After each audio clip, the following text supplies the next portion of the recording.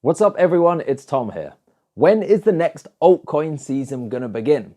Or will it ever? Are altcoins dead? And if it does, is it gonna look anything like the madness that we saw in 2017? In this video, I'll be sharing my thoughts on those very important topics. First though, a quick note on a giveaway. Every month I give away a 30-minute video call to a subscriber. All you have to do to enter is like the video and comment down below with your Telegram username. Remember that nothing in this video is intended as financial advice, so please pause the video now and read the disclaimer in full. Altcoins. Am I right? Every time Bitcoin goes up, altcoins crash. Every time Bitcoin goes down, altcoins crash. What the hell is happening? This isn't what we saw in 2017, where we had ridiculous correlations, and it was pretty much a case of everything went up together and then everything went down together. Having said that, there are still some similarities. During 2017, we saw some periods where Bitcoin would accelerate in price and then it would slightly dip. And during that time, the altcoins would begin to catch up. Now, over the past 6 months, we haven't seen much of an altcoin resurgence. We've still seen some correlations, and yes, it's still been a very good market for altcoins as well. But the best investment around, barring a few exceptions, has actually been Bitcoin. The question then becomes, is this likely to change? Having worked in crypto full-time for the past 2.5 years, I have seen the same thing play out over and over and over, which is that when one thing is doing well and continues to increase in value, people sell what they have over here and then they jump on the bandwagon. This thing begins to crash and the thing which they held before begins to increase. So suddenly they sell back to that other thing. And effectively they miss out on every upswing because they're constantly trying to catch the previous upswing. That's most people's problem, I find.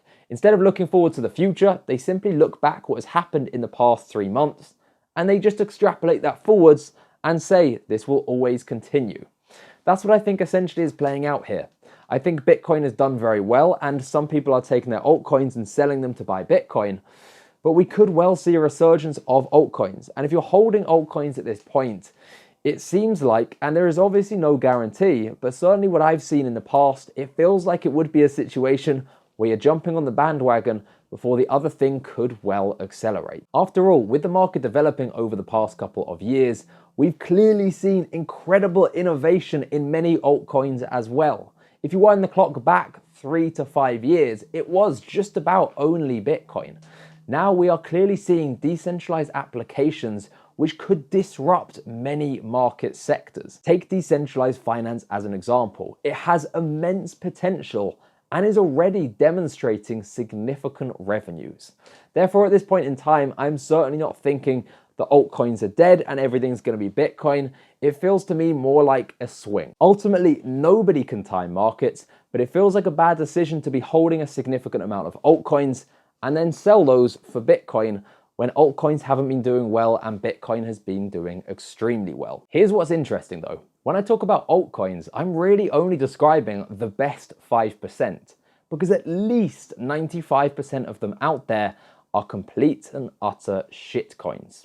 And in 2017, we were in a very, very immature market. In 15 years from now, the market will have significantly matured. In the past 2 years, from 2017 to 2019, we're in a slightly more mature market than we were then. So it really brings up the question of, if we do have an altcoin season, how exactly is it going to look? And is it going to be similar to 2017 where everything rose together, or are the good projects going to finally begin standing out? I was recently scrolling through crypto Twitter, something I spend far too much time doing, and came across a tweet thread from a guy called Jeff Dorman. He talked about the next altcoin season and broke altcoins down into 6 distinct categories. This thread really resonated with me and started spurring my own thoughts on the matter, so I'm going to be discussing this thread along with those 6 categories and my personal thoughts on how each category could fare during the next bull market.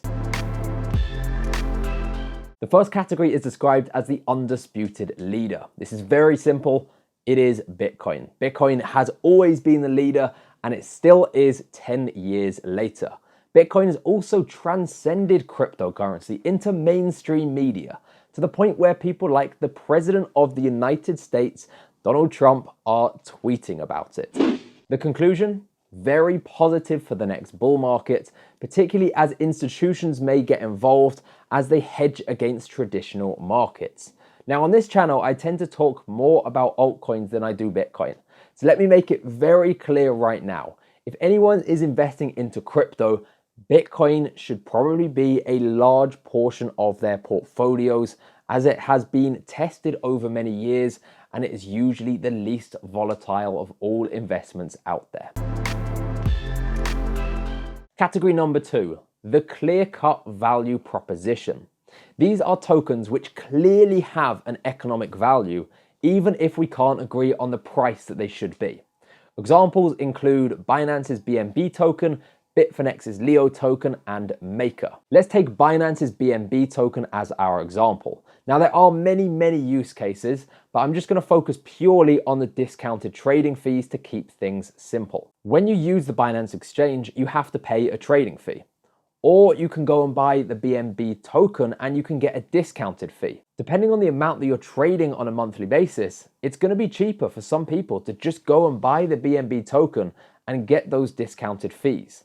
Therefore, for those people, there is a clear economic incentive to go buy those tokens. Once we have that, we have clear demand and we have supply. Now there is undeniably an economic value that we can assign to that token. Obviously, there is a ton of debate about what the actual price should be, but there is no debate about whether the token does have a clear economic value or not. The conclusion? Tokens which have clear economic value stand head and shoulders above the majority of tokens out there. And as a result, that can only be positive for the next bull run. Category 3. Essential projects, but we're not sure if the token itself will accrue economic value over time. This could be because of high token velocity or many other factors. What's important to understand here is that just because something is popular, it doesn't mean that it is going to accrue value over time. There are examples in the world right now. Just look at something like the internet. It is built on a set of protocols that allow companies like Facebook, Google, Netflix, Twitter to operate. But that doesn't mean that the protocols itself have accrued value over time. Another good example is something like email. We all use emails, but the email protocol itself hasn't actually gained any economic value.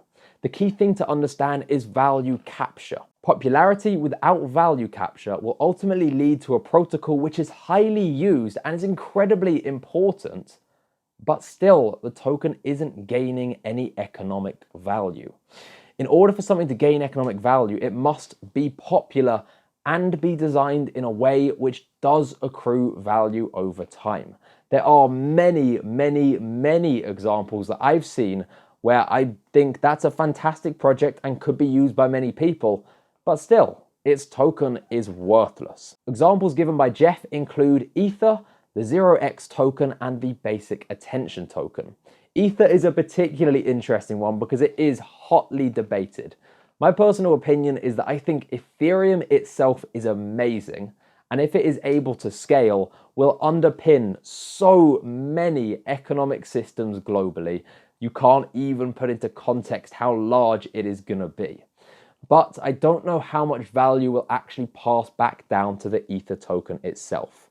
It's certainly not going to be zero, but I don't think it is necessarily as high as something like Bitcoin. The conclusion. In the long term, all tokens in the market will trend to their true inherent value. If a token isn't able to capture economic value, it will ultimately trend to either zero or a very low value.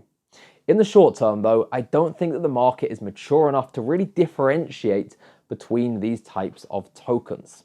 After all, when I talk about something like token velocity, I'm usually met with, what's that?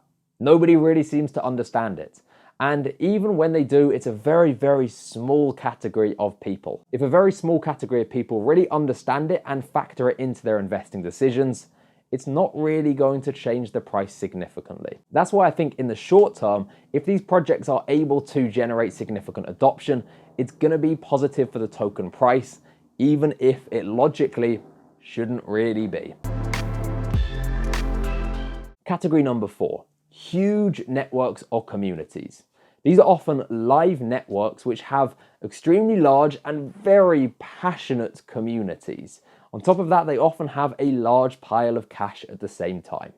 Examples include EOS, Tron, and XRP. The conclusion: there is potentially a very high upside for these projects, as they have a very passionate community who will essentially shill the project across many different platforms.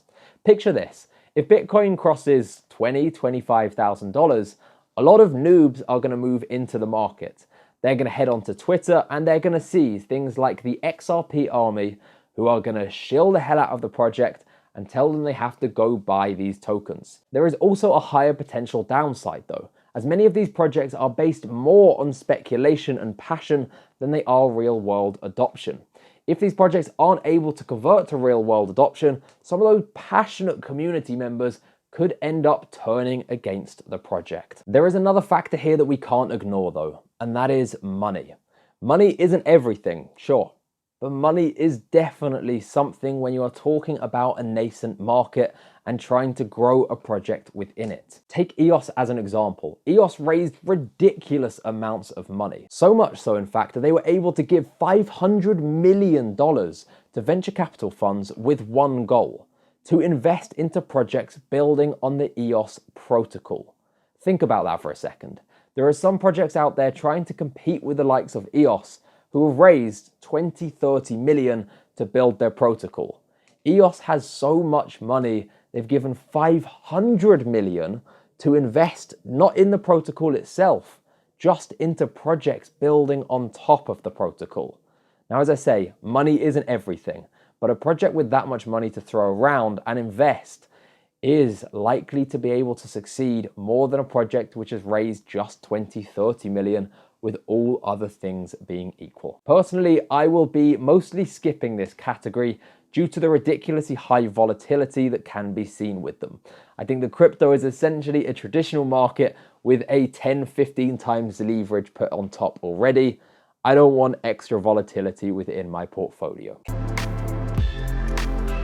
Category number 5, live working products, but still speculative.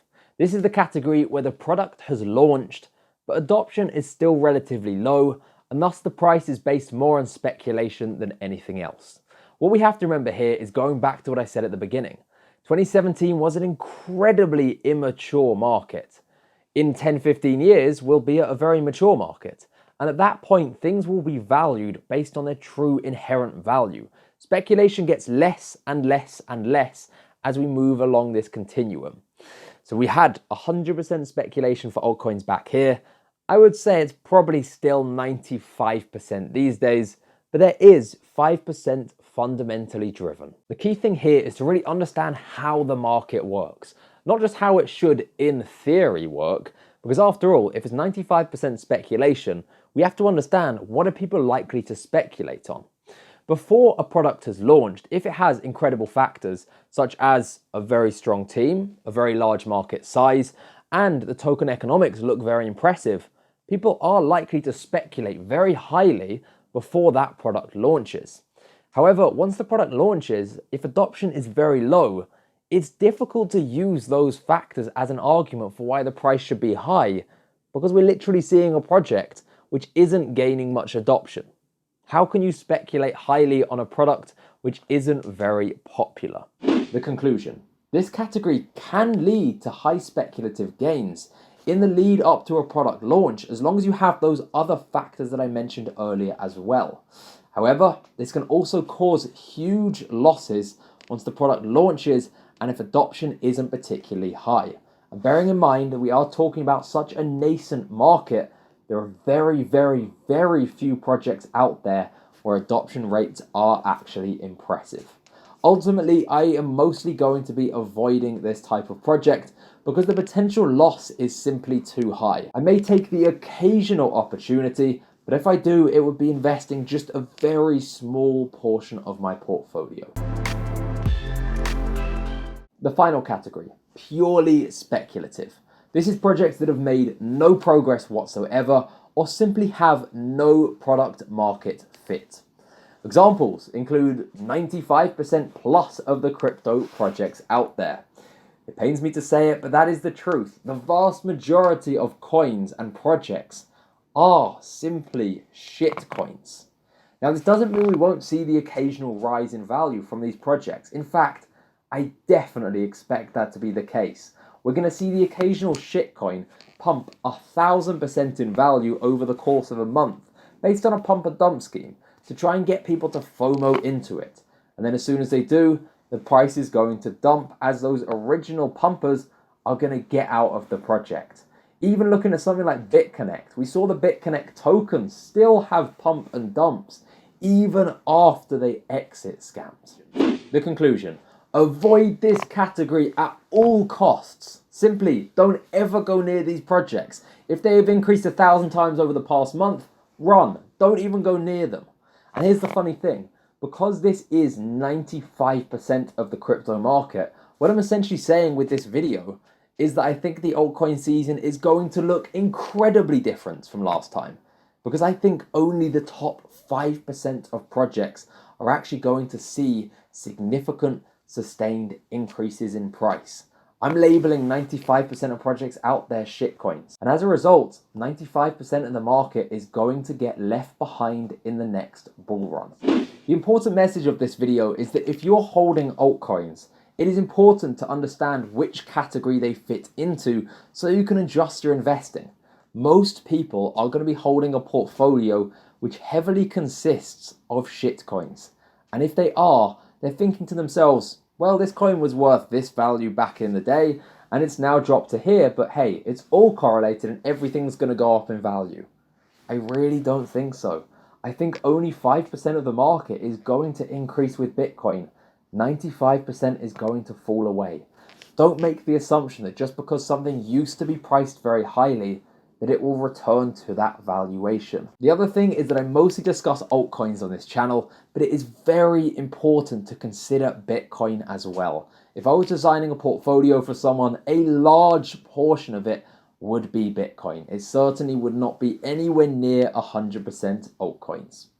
If you've enjoyed this video, don't forget to give it a like and subscribe for more content just like this.